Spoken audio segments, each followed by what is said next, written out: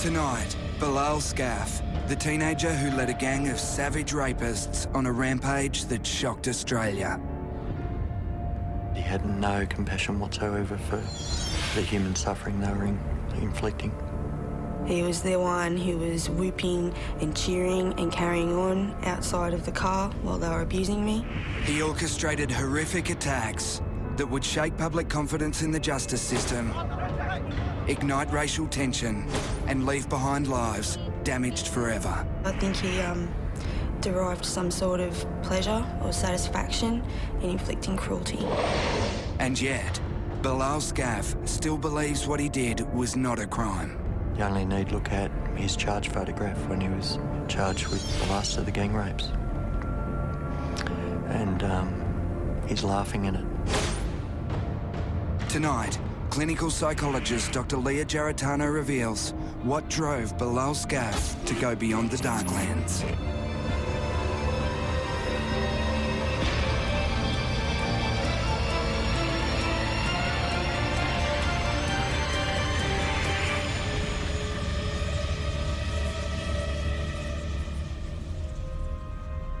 How can an ordinary young man transform himself to become leader of a pack of violent sexual predators and be capable of planning the most horrific acts?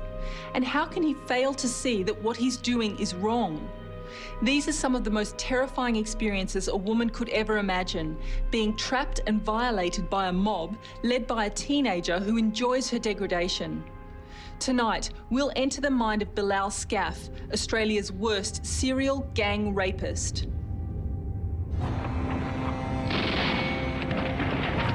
Lebanon in April 1975. A civil war erupts between Christian and Muslim factions. Australia responds to a humanitarian crisis by relaxing its migration rules. There's a surge of refugees. Among them, Bilal Skaf's parents, Mustafa and Baria, who are from the country's north. They reached Sydney in 1976. A lot of those people were from North Lebanon, which means to us is very poor, very uneducated people. A lot of them were illiterate. They couldn't read and write Arabic, let alone English. And they came to Australia in the middle of one of the worst recessions we'd had. Mustafa Skaf was luckier than most. Despite the tough economic times, he got a job on the state railways and a home in Sydney's southwest. They lived in a small house in Greenacre, just a basic weatherboard house, typical house of the area. I suppose you'd call it in many ways it was an underclass area because of the level of unemployment was just enormous. There were dysfunctional families. There were extended families where the father had lost control of the family unit. The mother was leading the family, but symbolically the father had to do it. Not the easiest place to raise a family, but that's where Bilal was born on September the 14th, 1981, followed by his brother Mohammed in May 1983. Typical Lebanese family, you know, just like everybody else. Parents are lovely people, law-abiding citizens. In 1986, Bilal Skaf went to Chullora Public School, and then in 1993, aged 12, moved to Belmore Boys High, where he was to meet Robbie. He was a normal bloke to me, a friend. Like, he used to buy us stuff, you know, whatever we want, like he'd buy us food, take us to restaurants, you know, hang out together. Bilal's family was growing. He now had another brother and a sister. His father, Mustafa, was taking on all the extra work he could to make ends meet, and that meant he had little time at home with his kids. Having the father work very hard, the father figure doesn't exist, therefore the authority is not in the house. The father plays a big role, very, very big role, in terms of discipline, in terms of keeping the kids in line. There were soon warning signs. At school, Bilal was having problems. Like, he got in much trouble for, like out of the rules, out of the school rules. But whatever he did, Bilal knew his mum would support him. He seemed to have a strong relationship with his mother, which is strange for what had happened, but he seemed to have a strong relationship with his mother, and in his mother's eyes could do no wrong. Bilal Skaf is the firstborn son, so within his family, he automatically has a unique status. He's up there on a pedestal. But because his father's so often absent, Bilal's standing within his household is even higher, and he'll likely escape serious discipline when he tests the limits. That shapes his attitude to school. There he flaunts the rules and acts just the way he does at home. Bilal always wanted to be a leader of the kids his own age. But when that didn't happen, he turned to those he could impress more easily. Younger boys like Robbie. Like, you see how he got a friends, he'll be a lead on the little kids. You know, like, you can't lead on someone that is stronger than you. You know, you only lead on someone that's weaker, of course. In 1995, Bilal's life was to change dramatically. He was expelled from Belmore High because of bad behaviour. He was just 14 years old, but his formal education was over. Bilal Skaf had no qualifications or real career prospects, but he was acquiring a criminal record. In September 1998, he was convicted of a shoplifting offence. A month later, he was back in court and fined for causing criminal damage to a car. Bilal is king in his own home, but out in the wider world, he's seen as just another street kid, average in every way. And that's a humiliating discovery for a boy who not only needs respect from his peers, he believes he's entitled to it. And to get that respect, he'll do whatever it takes, including breaking the law. He doesn't care who he hurts. Given his behaviour here, we can make a clinical diagnosis of what's called conduct disorder. That's where the rights of others are persistently violated. Mustafa and Baria were increasingly worried about their son. When their child has started running into a little bit of trouble, alarm bells starts happening in the parents' head, and they think, we got to do something about this. And unfortunately, the only thing that they can come up with and that they know is let's send the child back to Lebanon. In early 1999, Bilal was sent far away from any risks and temptations he faced in Sydney. He was sent for about 11 months to live with relatives in Lebanon, and he stayed in a small village of only about 20 houses. At least in Lebanon, he can't get drugs so easily. He can't get up to no good so easily. And if he does anything wrong, you know, the law will come down on him like a ton of bricks. And I am led to believe that women there did not enjoy the same freedoms that we have in Australia. Whether this had anything to do with what occurred not too long after he returned to Sydney, I don't know.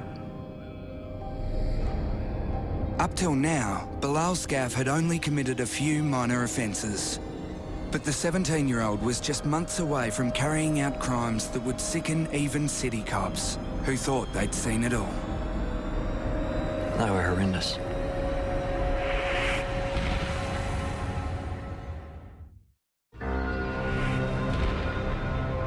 Bilal Skaf had just returned from Lebanon, sent there for 11 months by his parents, who were worried about him drifting into crime. But in July 2000, soon after returning to Australia, he was convicted on a charge of shoplifting. It is these young people who have lost their identity. They don't know who they are. And they're so lost to a point where, you know, when it comes to time to decision-making, they're making the wrong decisions because young people don't come back to their parents. Don't say nothing to their parents. Skaf's parents wanted to instill discipline in the son they loved, but they'd left it too late. 11 months in Lebanon without the freedom and the power he was used to left him frustrated. He wants his power back. And being segregated from the opposite sex for so long just made things worse. There's evidence that gang rapes are far less common in environments where boys and girls are allowed to mix freely. In Lebanon, the girls were untouchable, but Bilal Skaf wasn't used to being denied anything. In July, his father Mustafa succeeded in getting him a job with State Rail. Bilal was now working in customer relations on the Bankstown line. But within a few weeks, he'd throw away his last chance of a normal life and also devastate the lives of many others. The Olympic City looking more Olympic every day. 8,000 flags are on their way up around the city and suburbs. And that giant Olympic welcome on the Harbour Bridge now complete. August the 10th. The Games were due to start in 4 weeks, but Bilal Skaf had other things on his mind. That night, he was prowling the Chatswood Chase shopping centre on Sydney's North Shore with 7 mates, all from Lebanese families. Certainly, Bilal Skaf was one of the older, if not the oldest of the core group of offenders, who ranged from 18 as he was down to 14. The gang befriended 2 girls out shopping, one 18, the other 17. They persuaded them to get into their van so they could go and smoke marijuana somewhere quiet nearby. He did express himself that he was a leader. He told them that he was the oldest, not by much, but he was the oldest, and he told those girls that he could tell the others what to do and they would do it because they respected him. With the girls now in the van, Skaf left Chatswood. As they headed towards the west of the city, there were constant phone calls between Skaf and his mates following in another car. But they were speaking in Arabic, so the girls couldn't understand what was being planned. When a guy had lured a girl, the use of mobile phones and speaking in Arabic on the mobile phones to coordinate others turning up certainly was a distinctive pattern of these attacks. The van stopped at a McDonald's restaurant in Stanmore. One of the girls was worried. Something wasn't right. She wanted to get away, but her friend refused to leave the van. Just after 11 o'clock, the girls were driven to Northcote Park in Greenacre. Only then did they realise their terrible mistake in trusting Bilal Skaf and his gang. The thing that did give it away that he was a leader was a particular command he gave for the niceties to sort of finish and the attack to begin. The girls were split up, threatened, assaulted, and forced to give oral sex to all 8 in the gang. One was dragged behind a toilet block where she was repeatedly attacked. Skaf then raped the other girl. He was the first to rape one and the last to rape the other. The gang stole the girls' handbags and phones, then abandoned them, to be rescued by a passing motorist. The attack was reported to the police. I was working at Ashfield in the child protection team there as the detective team leader. In early August, my team took 2 reports of what were gang-related attacks. In liaising with the Bankstown detectives, we found out that they also had recently received a report of a 17 and 18-year-old girls that had been sexually assaulted.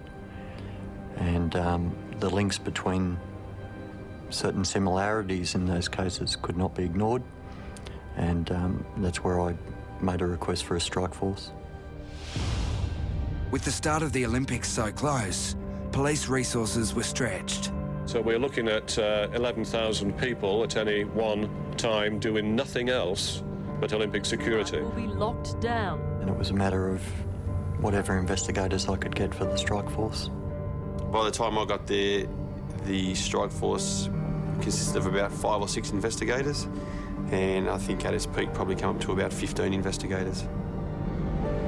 In the few months before the 2 girls were raped in Greenacre, there'd been other incidents committed by members of Skaf's gang. They'd been harassing girls, threatening them with knives and demanding sex. What is clear is that he had no respect whatsoever for the teenage girls that they were attacking. Absolutely none. And no compassion whatsoever for the human suffering they were inflicting.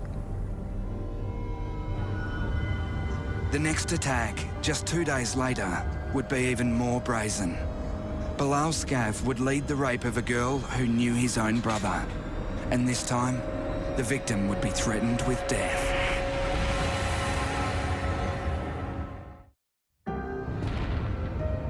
It was the eve of the Olympics. The eyes of the world would soon be on Sydney. Few knew that in the city's west, the police were hunting a gang of rapists led by Bilal Skaf, who were just about to strike again.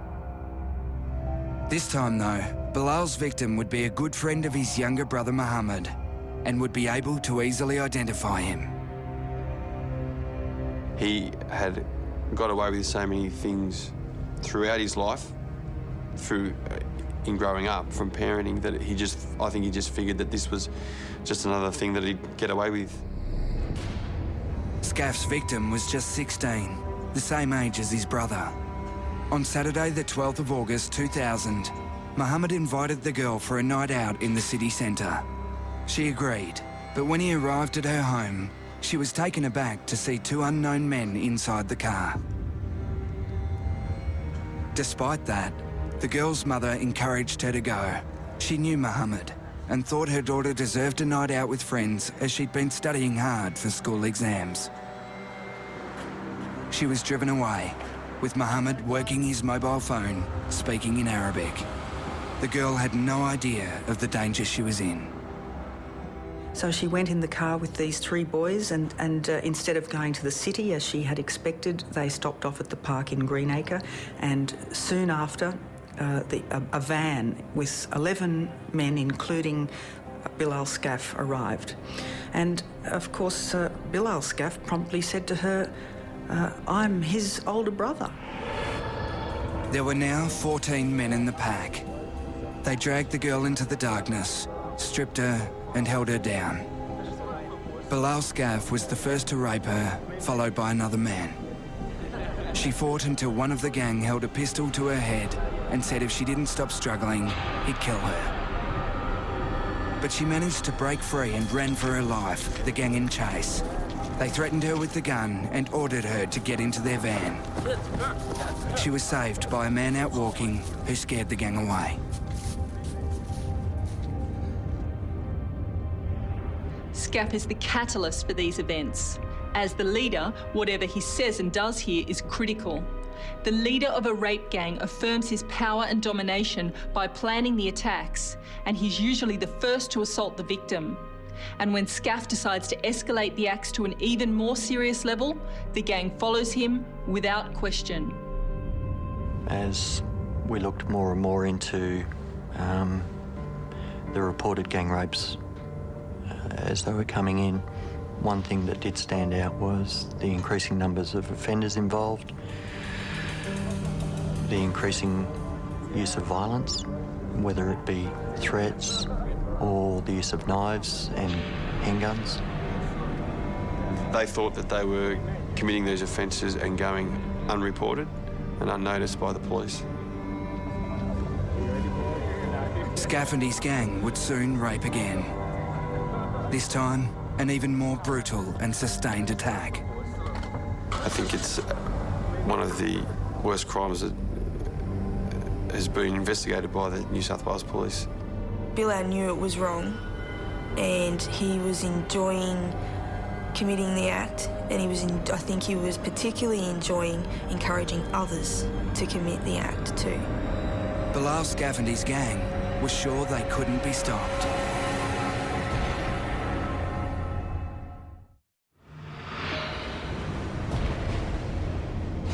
It was the middle of the afternoon on August the 30th, 2000. Less than 3 weeks after their last attack, 5 of Bilal Skaf's gang were on the lookout for their next victim. They found her, reading a book on a suburban train all by herself. Anna was 18 years old and on her way home from a job interview. They just all came and sat down next to me and around me and just started talking to me. She was in the best clothes that she had, a skirt which came down below her knee, mid-heel shoes, and she had a handbag with her. She was reading The Great Gatsby on the train between Belmore and Bankstown. They were proud about being Lebanese and all that sort of thing, and they were disparaging about not being Lebanese, you know what I mean, like to me. She, in fact, is a young woman of Indigenous blood, which explains her answer to the question that they asked her. They asked her, "Are you Australian?" And she said, "I'm as Australian as they come." Well, at first it was a lot of joking around, just generally like normal teenagers. You know, a lot of laughing and stuff like that. It was all fun and games. Next, they had to get her where she'd be beyond help and there'd be no witnesses. They asked me if I wanted to smoke some pot, and I said yes, and I got off the train with them. That was undoubtedly a mistake, but as teenagers, I suppose we all make mistakes. She made one for which she paid disproportionately dearly. From the railway station, they went to a car park in Bankstown called the Marion Street Car Park. And that was when I was starting to get apprehensive. I was starting to second-guess my decision. She used her mobile phone, trying to invent any excuse to leave the car park. But they took the phone from her. Yeah, I mean, I didn't want to lose that phone. I'd just gotten it a couple of days before, and I knew I'd be getting into so much trouble if I lost that. I just didn't realise I was going to get into more trouble trying to save it. They dragged Anna into a toilet block, the start of an ordeal that would last more than 6 hours. And in that toilet, she was raped by 4 of the 5 men who had been with her, and individually, while they all stood guard outside. During the attack, Anna was subjected to continual racial abuse. Mohammed Skaf told her he was going to rape her in what he called the Leb style.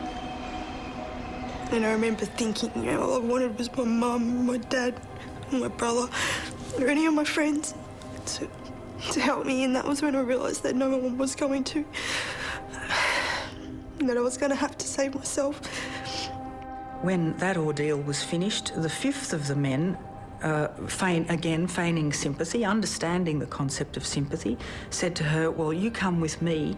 I've got a car here with some mates and they'll take you home. But they had no intention of letting Anna go. Instead, she was driven to the nearby Bankstown Trotting Club, where she was forced into sex 3 times. The rest of the gang was now on the move, hurrying to join in. There was no passion or lust which could have overtaken those who were called up by telephone to come and join the rest. So in that sense, it seems that it must have been more a way to express violence and degradation, humiliation in a sexual expression. It wasn't too long before another car rolled up. Inside was Bilal Skaf himself. He was tall, no, taller than me. The olive-skinned, dark-haired, and he just looked like a prick. Sorry, but he just had that look about him that said, I'm not a nice person, and yeah, he didn't bother to hide it. And so I knew even from the beginning that Bilal wasn't going to be some, you know, saviour on a white horse. He was going to hurt me too. Anna was told to get into the back seat of the car. Yeah, there was Bilal on one side and the other guy on the other side, and yeah, the car took off and I just knew. You know, they were playing rap music, and it was violent, like sexually violent, and so I knew by then, yeah, this is it. Yeah, they're going to do it too. And sure enough, before the car was even out of the car park, they'd already started, you know, groping me and stuff, so. When the car pulled into a service station, Anna attempted to escape. What looked like a gun was pointed at her. Try that again, she was told, and you're dead. They thought it was funny. You know, like, no one said put that away, you know, let her go. It was, yeah, we're not letting her out. Anna was taken to an industrial estate in Greenacre. Another car arrived, filled with even more men. Bilal Skaf raped Anna, then urged the rest on as they attacked her, one after the other. They were so out of control, particularly him.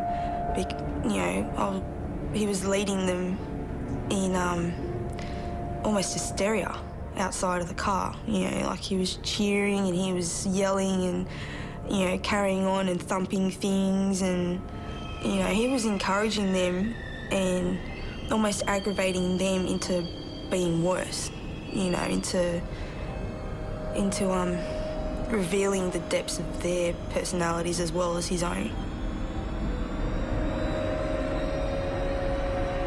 I would say that you couldn't get much worse than what had happened to Anna, short of her being killed, really. I just remember the general feeling that, you know, I was just an insect. You know, I was worth nothing, in essence. You know, I was there to, you know, put up with it. You know, don't cry. Don't get emotional about it. You know, like, you know, you're not supposed to be a real person. You're supposed to just sit there and, you know, take it.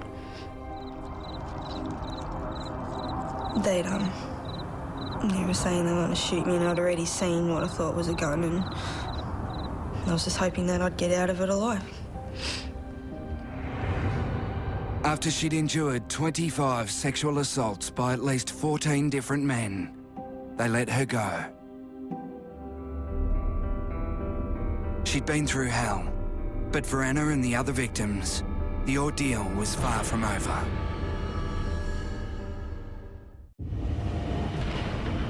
Bilal Skaf's gang of rapists was on the loose in Sydney, with the Olympics just a few days away.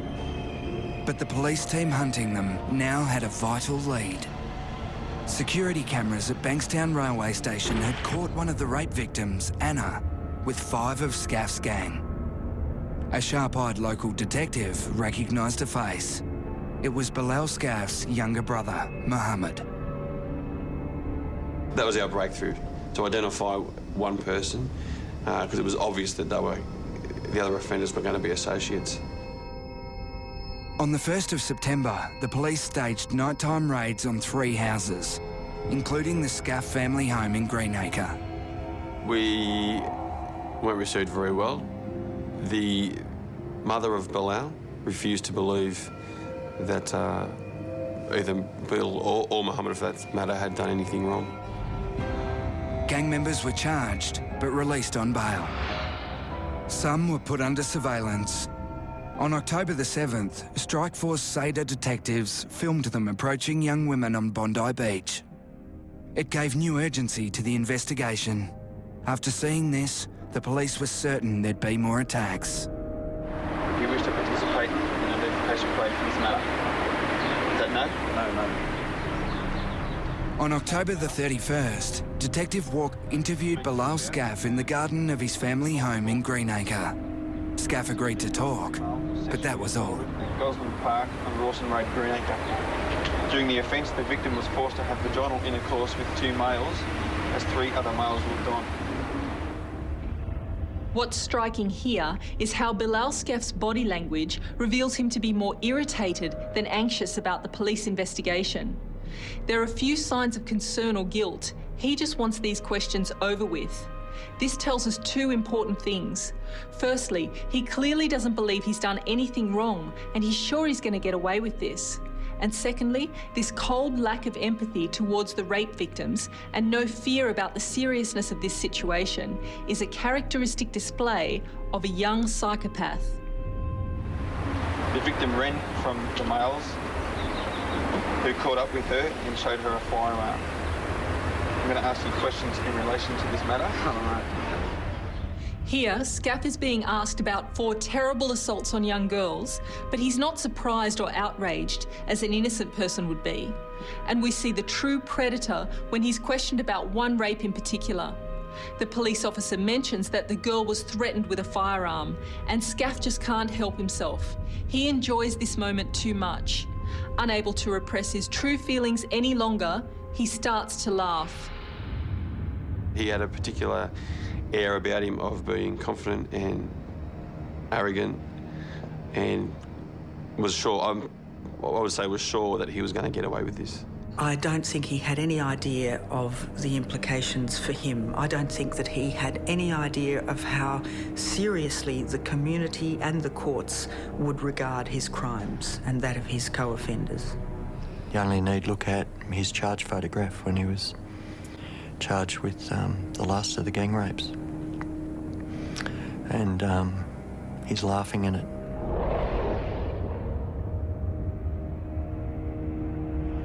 This photo reveals the real Bilal Skaf. He's just been charged with leading a pack rape, and yet he's laughing. This smile is how he's so often got away with things. And it's extraordinary that he thinks this is just another transgression he can charm his way through. But more sinister still is the fact that he can smile so broadly. That's because under stress, we all reveal our true selves. So if Skaf was feeling any real concern about the consequences of his crimes, then we'd see it now. But Bilal Skaf is enjoying himself. Skaf and 8 members of his gang challenged their identification in court. Some denied they'd been where the rapes took place. But all those phone calls they'd made coordinating the attacks became a vital part of the evidence against them. This was the benchmark for an investigation of a sexual assault. I had never seen a sexual assault investigated in the same way as say, a murder. This was. There was closed-circuit television, surveillance, listening devices, telephone intercepts, mobile telephone experts who could pinpoint precisely where phone calls were made. When DNA evidence proved Skaf must have had contact with one of the victims, he just changed his story. He admitted having sex with her, but claimed she'd agreed to it.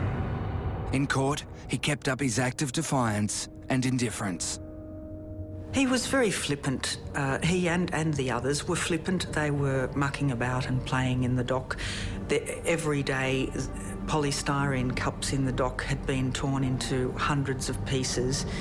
The speakers in the dock had to be repaired numerous times because the people in the dock fiddled with them. Skaf refused to let his defence team tender any of his psychological reports, even though they could have helped him. He faced 21 charges and 4 trials, each time with different co-defendants, many of whom saw it all as an anti-Muslim conspiracy. There were continual delays, appeals, and an aborted trial, all quite proper in the eyes of the law. But for the victims, it meant reliving their nightmare again and again. The hardest thing I think I've ever had to do in my life was go up on the stand and give my evidence and be cross-examined. For these young teenage girls to describe in graphic anatomical detail, as they have to do, each of these sexual offences over and over again was very, very hard. In several cases, the girls, in being granted a break during the proceedings, literally came out of the court door where we were waiting for them and collapsed, either in our arms or in a fetal position in a waiting room. I was so proud of her in court. She's just so strong. And just the courage that she has. It just astounds me sometimes. Skaf and his gang watched the anguish and humiliation of their victims in court, and they fed off it. Would they be feeling any shame or remorse? Well, it's possible, but it's not likely. They saw themselves as targets of some unjust conspiracy, and they were furious their victims wouldn't just shut their mouths and go away. And the worst among them, probably including Skaf, would have seen the sufferings of the victims in the witness box and enjoyed that familiar feeling of power they'd experienced during the rapes. Their accounts of the attacks were detailed and horrific, but the victims still had to deny claims they'd freely consented to sex. It was clear what the gang's friends and families thought of them, especially Bilal Skaf's mother, Baria.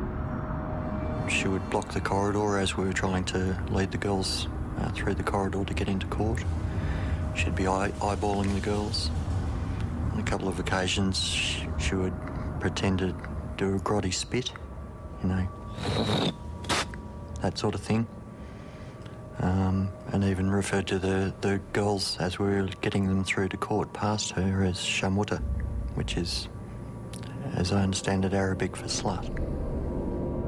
They were trying to make out like we were just like sluts or easy or something, and that pretty much we'd asked for it, and that, you know, they were just innocent little boys. You know, my boy's a good boy. He'd never do that. But either they're in willful denial or they'd never seen their son's behaviour outside of the home. Bilal Skaf knew what he did was a crime, but he had no idea these acts would have been viewed with such horror and disgust. You see, the way he rationalises it, the victims brought it on themselves by agreeing to go with him and his gang, and so they were responsible for what happened next. And Skaf is so arrogant, he thought he'd be smart enough to beat any charges. So after all this, does he now understand that what he did was wrong? Is he now remorseful? No, he is furious.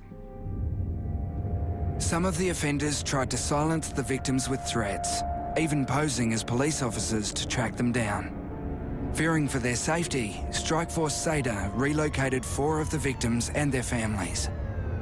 And we had to work twice as hard in each of those cases to support them through it and to get them through to court so they could have their day of justice.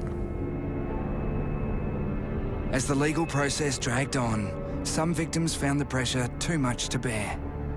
There was a series of appeals, of course, in relation to these matters, and in some of the retrials, the victims were not prepared to return to give evidence again. Finally, on August 15th, 2002, Bilal Skaf was convicted and jailed for 55 years, with a non-parole period of 40 years. It was the longest jail term ever given in Australia for a case that didn't involve murder. In total, his gang was jailed for 240 years. Do you feel stronger now that do you feel a sense of almost power that these guys are now being locked away for very long periods of time? No, not power. I feel safe. As sentence was passed, Bilal Skaf simply smiled. His mother, Baria, collapsed in shock. But the world hadn't heard the last of her son. All too soon, he'd be back in the headlines. The 2 girls identified as A and B. They were tackled to the ground and kicked. The crimes committed by Bilal Skaf and his gang had received intense media attention. I'm going to Some gang members are still at large. It was now widely known they were all Muslims from Lebanese migrant families. And their victims, though from different ethnic backgrounds, each identified themselves as Australian.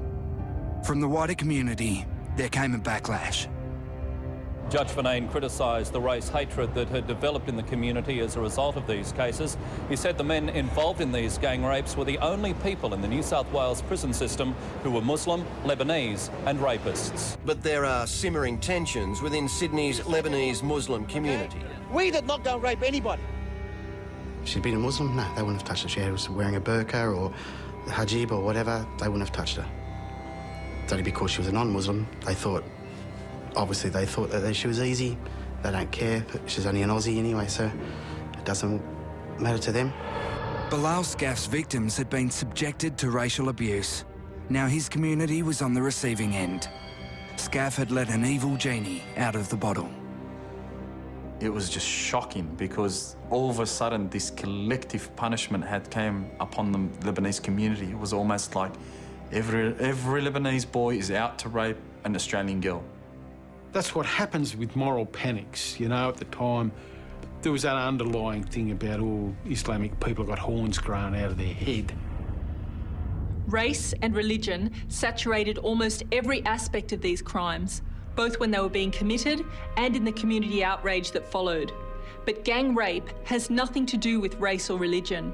It happens in almost every culture, in elite sporting groups, street gangs, universities, and in the military.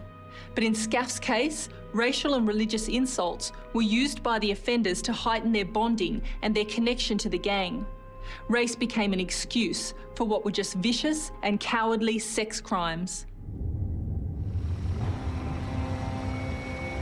Bilal Skaf is held in the Supermax High Security Unit at Goulburn Jail in country New South Wales, regarded as Australia's hardest prison. In September 2002, his mother was banned from visiting him for 2 years after being caught trying to smuggle his letters out of jail. and his father was investigated for allegedly trying to bribe a prison officer. 3 months later, prison guards found a letter Bilal Skaf had written to New South Wales Corrective Services Commissioner Ron Woodham, containing white powder and a demand for the release of all Muslim prisoners. In April 2003, Skaf's Lebanese-Australian girlfriend, who'd got engaged to him in November 2000 and loyally stood by him through all the trials, finally broke off their relationship. The next month, guards found Skaf had been drawing graphic and obscene cartoons of her. They showed his former fiancée being pack-raped and then executed with a machine gun. I know that the inmates, Lebanese inmates, turned on Bilal and the boys that were involved. They were very angry because, you know, they've destroyed the image of the Lebanese community. And I believe even to an extent where Bilal had to be secluded from the rest of the inmates. Further legal appeals meant Bilal Skaf's sentence was reduced to 35 years. His brother Mohammed was given 26 years. I don't believe they should be ever released. If they get in the same circumstances again, they'll do the same thing. If they get into another gang, per se, they'll do the same again. If they're that weak-willed mentally to do what they did then, what's to stop them in the future? I don't see how you can rehabilitate someone like Bilal Skaf in a prison that's full of men when he's not about to rape a man. You know, it's women who are his victims. By the time Strikeforce Sadr was shut down in April 2002, 18 men had been arrested over attacks on 8 victims. Bilal Skaf's gang had been broken up. The pack rapes had stopped. We need to deal with these young men and see what is their problem. Why are they feeling the way they're feeling? Why so much anger, so much resentment against the very country they're supposed to call home? My belief is that the courage of the 8 girls that we did get to court actually stopped the gang rapes and stopped other girls from being gang raped. There's no two ways about that. If none of those girls had have been prepared to go to court, these blokes would still be on the streets. Bilal Skaf was architect and commander of these terrible sexual assaults. Without him, they may never have happened. But what made him a serial gang rapist?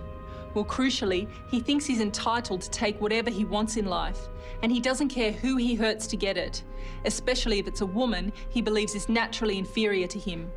He got the status he craved from younger teenagers by organising one of the most cowardly acts imaginable, the violation of defenceless females. And it took the degradation and humiliation of his victims to make him feel like an important man. This allows us to make a conclusive diagnosis. Bilal Skaf is a psychopath who will probably always present as a danger to others, particularly to women.